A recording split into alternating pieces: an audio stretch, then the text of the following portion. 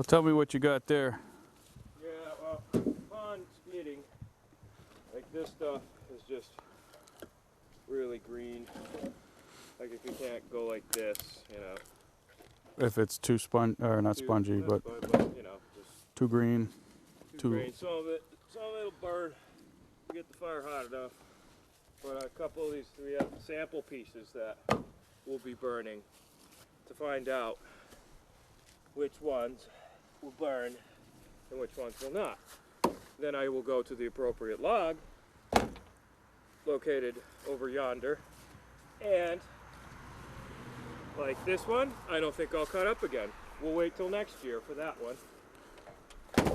Would you happen to know what type of wood we're dealing with, or is it just hardwood? Poplar and some like cedar.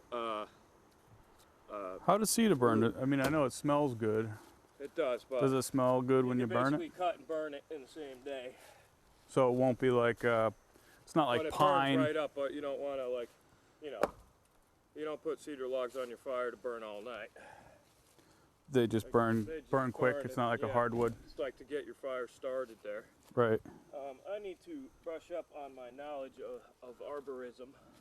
Arborism. It's an actual word, believe it or not. And tree talk. Become an arborist.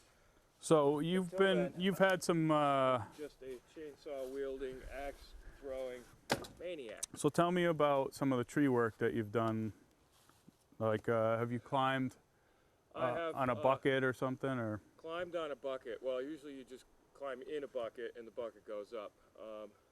I have been up in a tree precariously, hanging from ropes and ladders and stuff. I certainly haven't taken any tree swinging skills, but topping trees. Do you go to the top? Trees, yeah, but usually I'm the ground guy for whoever's the specialist, and you know, I'm at the base of the tree. Do you have to be licensed for that in some states, or? Well, I mean, you got to be insured, to say the least. Yeah. Yeah, and licensed and insured. Yeah. Yeah. That's big business. Yes, it is. If you can make it. I'm gonna bring a few of these pieces in, get the fire started, and then throw on sample logs. Oh, okay. Sounds good. Yay for us. So now you're just picking up some kindling.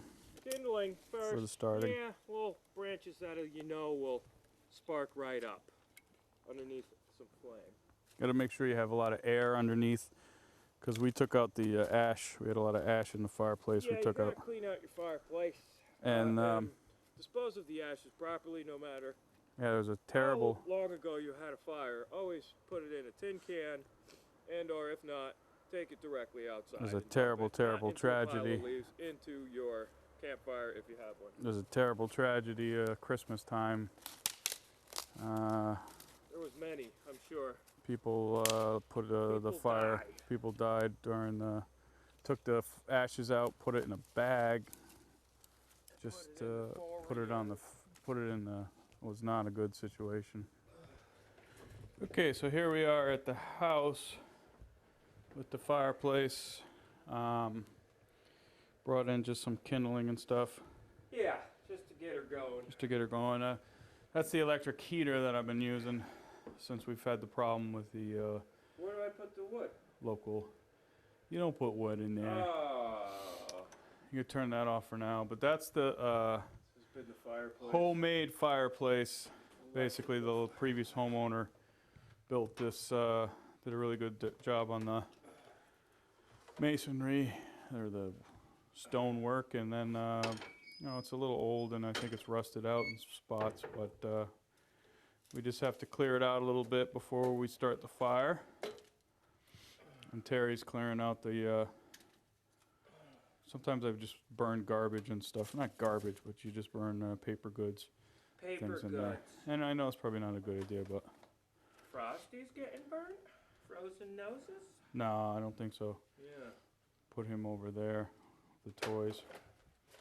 But Christmas is over, by the way. Christmas is over. So, old paperwork from printouts. Yeah. You're on time. Yep. We're all good there. So we'll just use that, and what do? You put it underneath? Yeah, put it underneath. You got here your grate there.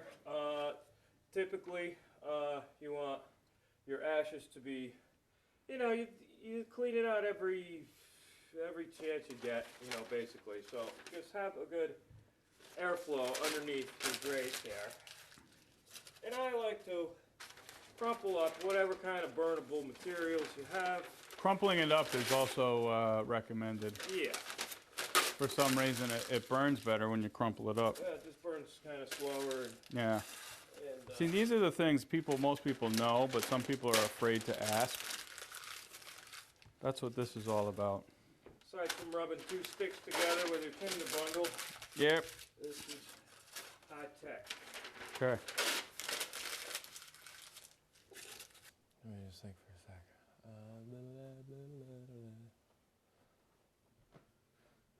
Okay. So after you shove the crumple up and shove papers underneath your grate there, this is fire making for dummies, by the way. I'm a dummy. So you break up, you get your little sticks, shall we say, little as possible, and you put it on top of the grate, you know, sort of in an orderly fashion if you can. Break them up. I like to make, you know, sort of a crisscross pattern. You know, it depends on how you get your sticks there. And, you know, you could break them into little pieces. And you keep building them and building them. This would be called your fuel. What do you think about wood pellet stoves? Have you had any experience with those? I have. Usually with the wood pellet stoves, though, sometimes the mechanisms inside the wood pellet stoves, it's sort of like a hopper? like a hopper, and sometimes the hopper gets stuck, and you have to mess with that. Anything with a mechanism, if there's too many moving parts, then you're going to run into problems. So, you know, they're okay. I've had the kerosene heater in this house since I bought it, 10 years ago, and I'm trying to get away from the kerosene, and now that we had that opportunity where it was the kerosene heater was broken, I'm looking to switch over to wood just because I don't want to, deal with the oil companies and the like. So Why? why? Why? Because they're not so nice folks. They are not. Nope. So wood is a good alternative. Wood is good. Wood is good. And it grows places. But you got to get, good wood. For the winter, it is always good to be stocked up for wood. So start cutting. Be a wood hoarder. That's, you see the TV show Hoarders. Yeah, like I hoard everything underneath the sun. But to be a wood hoarder is a good thing. Hoard as much wood as you can. Yeah, I noticed. That's unless you have a lot of money and you can afford to heat your house these days at, $4 or $5 a gallon in heating fuel? Kerosene was like, $4 Yeah. $4 a gallon. Never mind home heating oil. Right. So, I'd rather not support, Yeah, that. keeping the industry Gotta keep it mongrels natural. going. All right, so I'm going to light this here fire, and we're going to see how this goes. So, this fuel in there is the wood. I call it fuel because I used to be a wildland firefighter out in Oregon, California, Utah, and out there, California, Utah. yeah, it's and so I used to get dropped into like 50,000 acres of burning forest, and all you could do was try to contain it. When 50,000 acres is burning, you can't really try to put it out. So all you do is like dig fire line and backburn stuff that's going to already burn, and try to backburn the fuel on the ground, which is the various grasses and sticks like I'm going to try to burn here. And that was fun. So, but you have to be careful of fire because fire is an entity on itself. In and on itself. I think somebody once said fire hot. Yes. And fire good, but fire. Can also be bad. Fire bad. So I like to do what's called the one match fire, to where you just need one match. I mean, I have a campfire on a plastic stick here, but so hopefully, if all goes according to plan, and these are a little wet and whatnot. Hopefully, if all goes according to plan, see, I built a little grill there so the flames can go up and in. So Then you just basically want to keep sort of adding to it, little adding to sticks here, and then you might have to keep shoving little papers in there. Hopefully, it'll sort of go in one shot. Why? Again.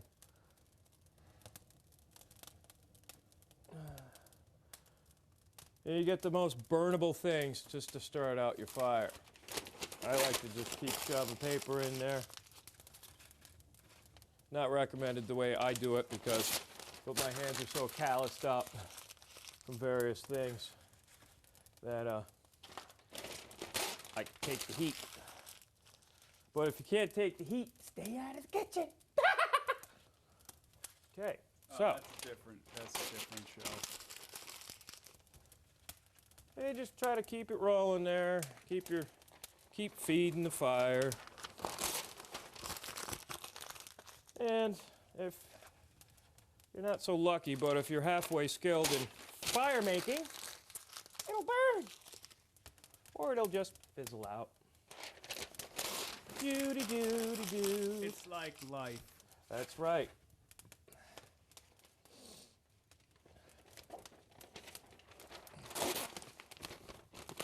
Burn off some of that moisturization, and she'll get going. And that's where all the get all the snapping from all the Snap, water. crackle, pop. Well, a lot of that's It's a little dangerous. that's why I'm sitting here blocking it, Blocking it. blockity chicken it.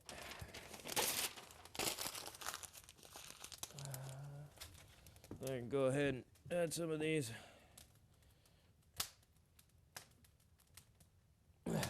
Nope.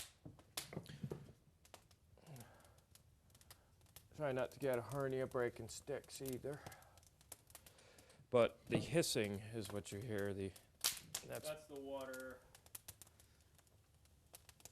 The water sort of turning into steam. I got an idea. We can make an engine like that. Or did somebody else come up with that? I don't know. No way. That's hot tech.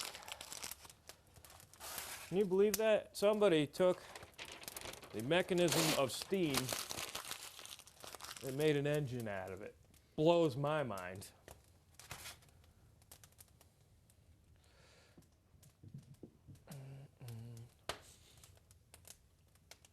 Dalburn. Doody-doody-dur. If you just joined us, Terence just tried to break a log over his head on the next Dumb White People show. Ow. Ow. I should have thought about There that you one. go. Kids, don't try this at home. Ow. That hurt.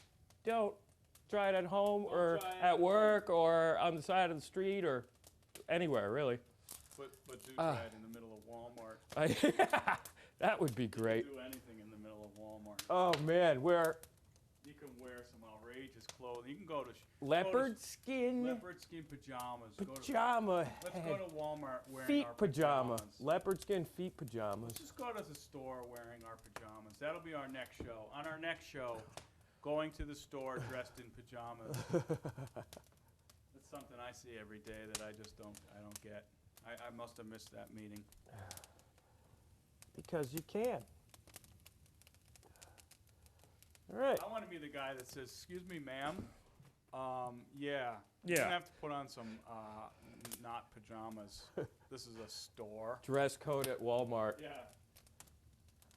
We should write a petition about the dress code at Walmart. There should be standards somewhere.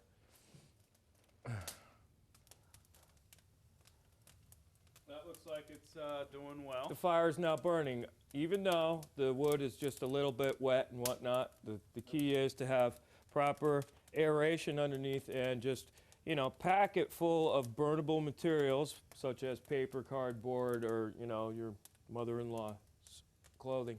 And I don't need any more paper, but I just like to burn paper because it burns. There. So that's the fire started. And next, after it kicks down a little bit, when it gets nice and hot and some coals going, we're going to put on some of these pieces of wood that I hope are going to burn. We'll see.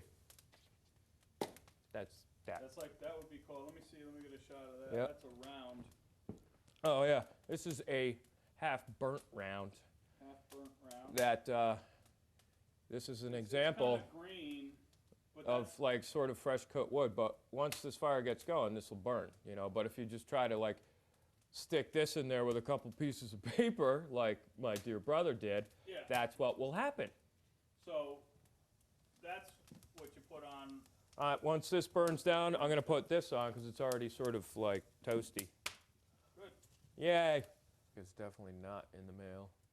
Okay, So at any rate, now that the kindling and whatnot is burned to a nice red glow on the bottom, you can see that there are some sort of hot coals or whatnot, whatever you call that. And so it's a little hissy, as you can hear, because, you know, it's sort of fresh cut, and the water is burning out of it, but at least it's still burning. And now I'm going to throw a piece of this, which I do believe is a pine, basically, but it's wet, and it's sort of fresh cut. You could see it would be more of a grayish color if this was a seasoned piece of wood. But seeing as that we're scavenging today to make a fire and heat and whatnot, we're going to just sort of put it in there and see how it burns. it's not recommended to use. Not really Pine. recommended to use for home fires, whatnot. Like It's bad cedar for the and chimney. pine here, they clog up your chimney, creosote, and definitely not recommended. You know, long-term usage for building your But fires. since we're desperate and we're scavenging for wood. Correct. This is. Now, why don't you tell that we had a nice neighbor down the street here. Oh yeah, which is really great. See, like when you're scavenging, you have to have good people skills.